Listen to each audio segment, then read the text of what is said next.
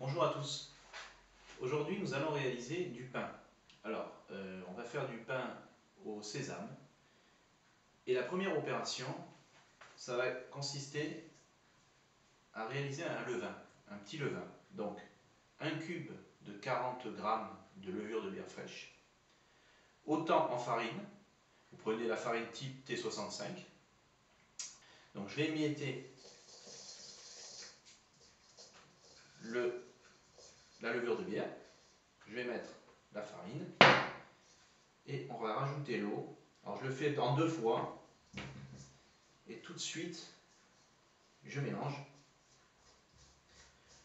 Le cube de levure de bière, prenez soin de le sortir 10 minutes avant, qu'il réchauffe un peu. Voilà.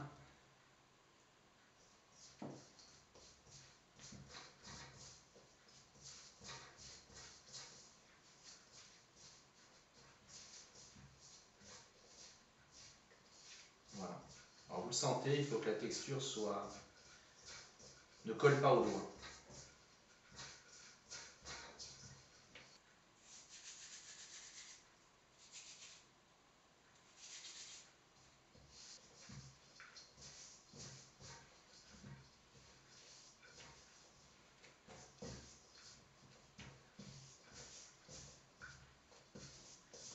Voilà.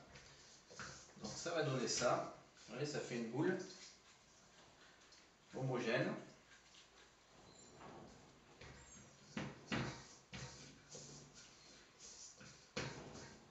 Voilà. On la serre bien. Voilà, ça donne ça. Elle est molle. Elle n'est pas sèche. Elle n'est pas trop humide. Elle ne colle pas aux mains. Voilà. Donc ce levain, vous le mettez à part et vous le laissez reposer comme ça 15 minutes.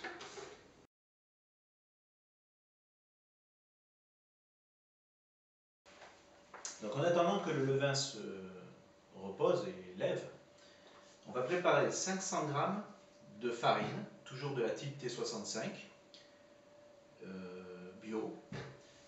Donc on la pèse, donc dans le même récipient. On va préparer 20 g de sucre et 20 g de sel. Alors, ces deux proportions, vous pouvez les modifier. Si vous aimez le pain plus salé, moins salé, vous voyez, ça ne change rien. Essayez d'équilibrer. Si vous faites 15-15 ou 20-20. Donc attention, selon le sel que vous mettez du sel de bonne qualité, évitez qu'il soit chloré, parce que ça va tuer le levain, enfin voilà, le chlore. De même que l'eau, prenez toujours de l'eau de source, de bouteille, pas de l'eau minérale et surtout pas de l'eau du robinet. Parce que sinon ça va vous neutraliser complètement le levain et ça ne marchera pas, ça ne va pas lever. Donc 500 g de farine, on fait un petit puits et là on va peser. Alors je le fais comme ça, moi j'ai ma balance ici et je mesure directement 250 g d'eau. C'est la moitié. 500 g de farine, 250 g d'eau. Vous mettez 600 g de farine, 300 g d'eau. Bon, là moi je pars sur 500 g. Donc 250 g d'eau, donc je rajoute et au fur et à mesure je contrôle jusqu'à arriver à la balance à 250 de plus. Vous verrez bien. Je rajoute le sel, le sucre plutôt, et le sel. Alors je vais rajouter aussi le sésame. Donc on va rajouter 30 g.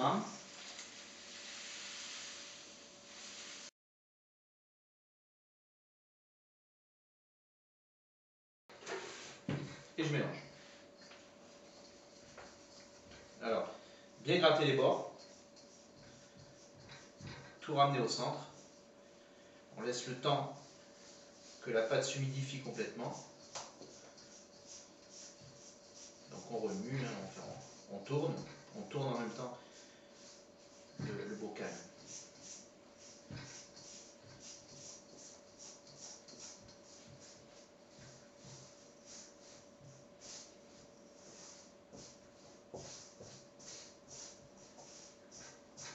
Voilà. Donc ça y est, elle commence à s'humidifier bien. Donc quand c'est comme ça, on va la serrer, on la serre comme ça à la main pour qu'elle se rassemble, je dirais.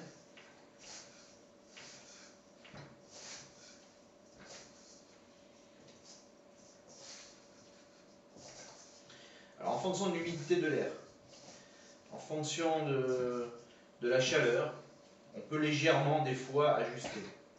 Ça, vous verrez vous. Dans votre cuisine, selon la température qu'il fait, c'est vrai que ça peut changer quelque chose si on n'a pas super bien mesuré aussi. Donc il y a toujours un peu d'eau à côté de vous. Mais vous pressez pas, parce que faut pas se presser, parce qu'il faut laisser le temps à la pâte de s'humidifier de toute façon.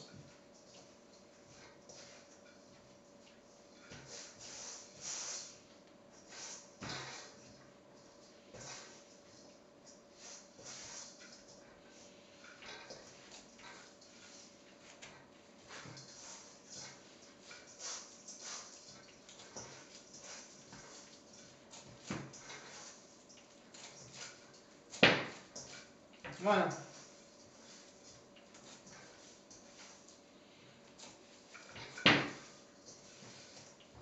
Voilà. Donc, première étape de la pétrie de la pâte, c'est de tout rassembler dans une pâte qui soit homogène. Rien ne colle au bol. La pâte est légèrement humide, c'est normal. On va maintenant la pétrir. Bon, donc voilà, nous allons la pétrir. Donc, toujours. Donc, j'attrape la pâte, je la serre, je la torsade, comme ça. Je la rabats bien vers le centre. Et puis, je l'attrape un petit peu plus sur la droite et je la fais tourner comme ça.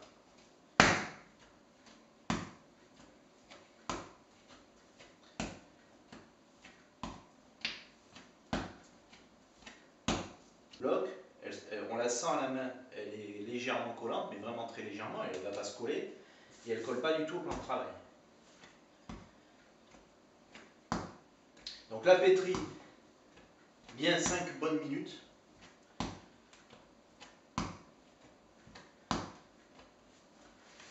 Voilà, vous n'hésitez pas à bien forcer, comme ça. Et là, parce qu'on a mis des grains de sésame, on les a mélangés directement. Si vous faites par exemple avec des grains de pavot, pareil, c'est fin, vous pouvez le mélanger directement pendant la pétrie. Si je fais du pain aux noix, les noix je les rajoute à la fin, quand je sers mon pain et que je le façonne, parce que les noix sont très grosses et que après ça fait des problèmes à la levée. Donc là on pétrit 5 bonnes minutes, hein, même plus.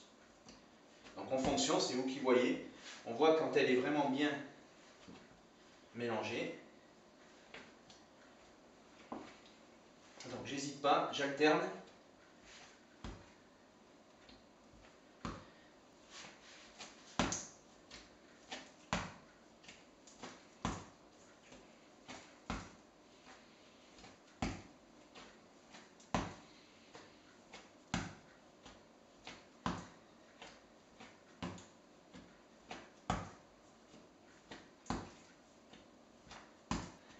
Voilà. Donc au bout de quelques minutes, ça va donner ça. Donc et là maintenant, on va incorporer le levain qui a déjà un petit peu grossi. Donc on étale sa pâte.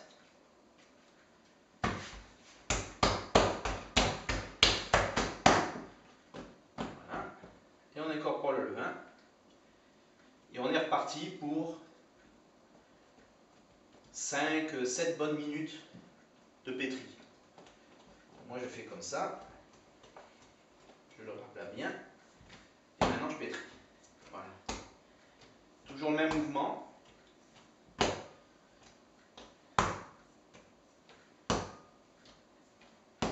Alors là, il faut vraiment que la pâte soit complètement homogène.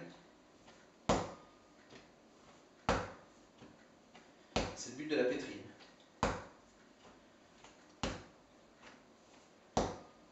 On est reparti pour 6 bonnes minutes.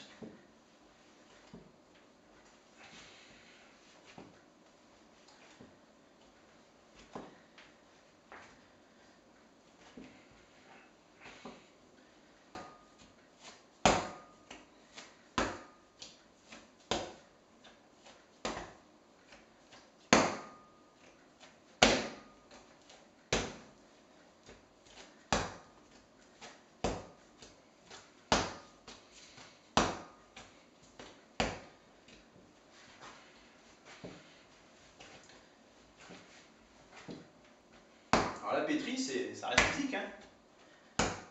Faut forcer, hein.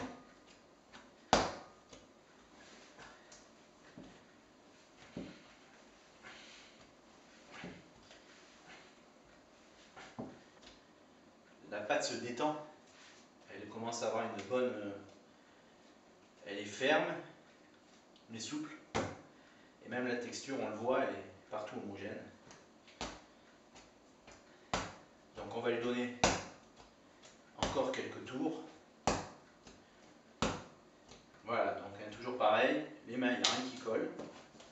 La pâte ne colle pas au plan. Elle n'est pas molle, elle n'est pas trop dure, elle est assez souple. Voilà. Donc là, on peut considérer qu'on a fini la pétrie. Donc pétrir, attention, il ne faut pas négliger la pétrie. C'est le moment important. Donc prenez le temps de bien le faire. Passez-y en tout au moins 10 bonnes minutes depuis le début jusqu'à la fin, au moins. Alors quand c'est fini, on la remet dans son récipient, vous voyez comme elle fait. Et on va la laisser lever, on est parti pour 1 heure, 1h15 de lever. L'idée c'est qu'elle remplisse peut-être pas tout le bol, mais qu'elle double 2 fois et demi son volume, minimum. Alors pour ça, moi je prends une assiette que je pose dessus, qui jointe bien bord à bord, vous voyez comme c'est. Vous verrez, ça va, là on voit bien la pâte, mais il y a de l'humidité qui va se former à l'intérieur. Donc vous le laissez sur le plan de travail 1h30 à l'air ambiant, à une température ambiante. Donc après 1h15 environ, la pâte aura levé. Donc là on voit qu'il y a l'humidité qui s'est formée sous l'assiette. Donc ça se voit bien, c'est normal. Donc voilà la pâte, elle a multiplié par le double, un peu plus du double. Donc on va façonner le pain. Alors, on décolle la pâte comme ça. Donc là on la voit bien, elle a bien pris volume. Donc on va la couper en 3. Donc on prépare comme ça en 3. Ça fera 3 baguettes. Voilà. Donc j'ai mes 3 bâtons. Donc c'est à ce niveau-là, quand j'utilise par exemple des noix, que je les incorpore. Parce que les noix sont plus grosses, je les mets après, je les mets à ce niveau-là. Donc là j'aurais mis les noix, par exemple, et j'étire ma pâte, je rabats et je serre. Et je serre. J'étire, je rabats et je serre. Voilà.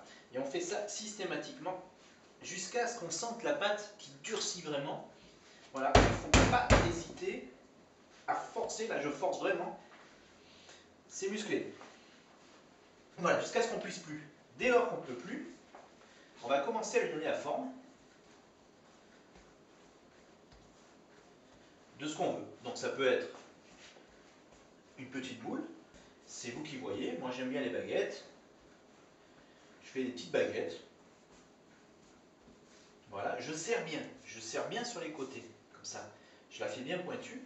Et en faisant comme ça, j'élargis. Vous voyez, la pâte ne colle jamais. Hein, elle colle à rien, ni aux mains, ni rien. Je préparais aussi une plaque d'acier sur laquelle j'ai mis de la farine. Donc voilà, donc je lui donne bien, j'appuie bien, vraiment on serre le pain et on le façonne. Voilà, une baguette.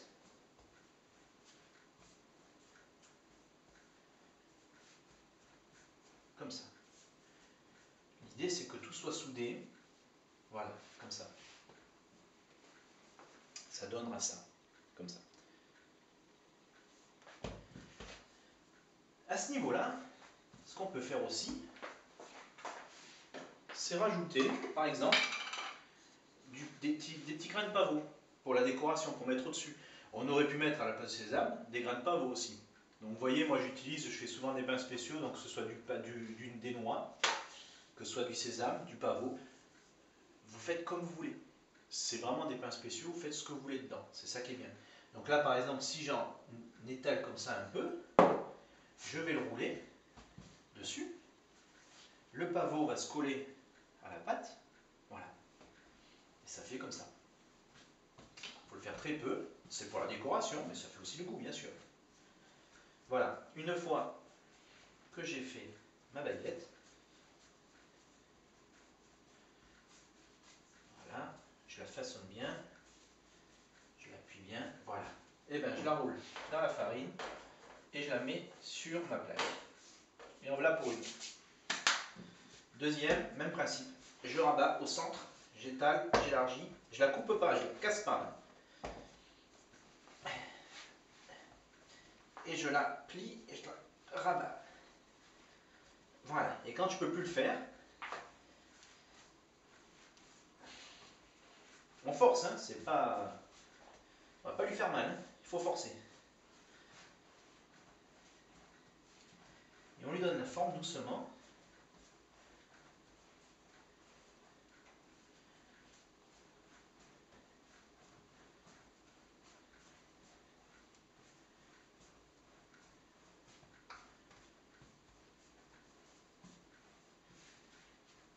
En appuyant bien sur les bords.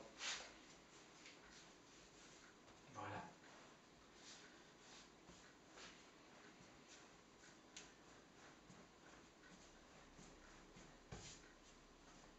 Voilà pour la deuxième. Comme ça. Pareil, on la roule dans la farine. Hop. Sur la plaque. Et enfin la troisième.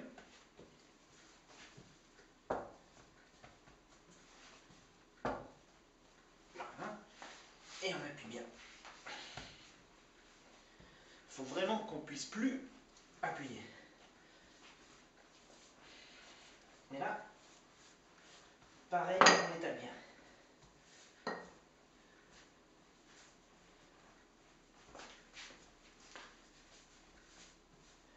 Et on appuie bien sur les bords. On les soude. Voilà, que ce soit même pointu. Et on donne ce mouvement comme ça pour étaler la baguette. Si on la fait trop longue, on le rabat vers là et la baguette va redevenir plus petite. Voilà.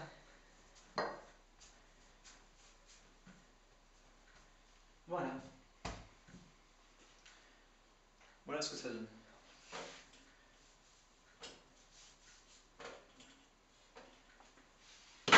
Et on prépare ces 3 pains prêts à être enfournés. Donc on va laisser comme ça lever pas longtemps, un petit quart d'heure. Donc après 15 minutes, le pain a repris du volume. Donc pour cette dernière étape, j'ai mis à chauffer une casserole d'eau. Vous attendez qu'elle bout bien. En attendant qu'elle finisse de bouillir, on va faire les dessins du pain. Donc on prend un cutter et on taille en billets. On fait des entailles comme ça. 1, 2, 3. Donc voilà. Ça va donner comme ça. Donc on les voit là ici. Donc ici pareil. Donc voilà comme ça fait. On les voit bien. L'eau est en train de bouillir. Donc on la verse. Alors j'en mets beaucoup, hein, un bon demi-litre. Hein. Et on va la mettre au fond du four, tout en bas. Là le four pour l'instant n'est pas en route. On enfourne la plaque à mi-hauteur. Et là on va mettre en chaleur tournante 200 degrés, 45 minutes départ à froid. Chaleur tournante 200 degrés, 45 minutes départ à froid. Voilà. Et voilà, donc on arrive à la fin de la cuisson. Donc, voilà le résultat. Comme ça. Donc vous mettez le pain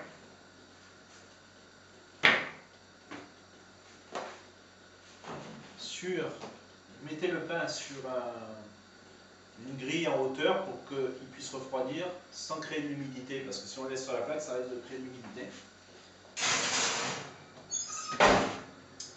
Voilà. Et puis, il doit sonner creux. Le pain doit sonner creux. Quand on le fait comme ça se chauffe. Voilà.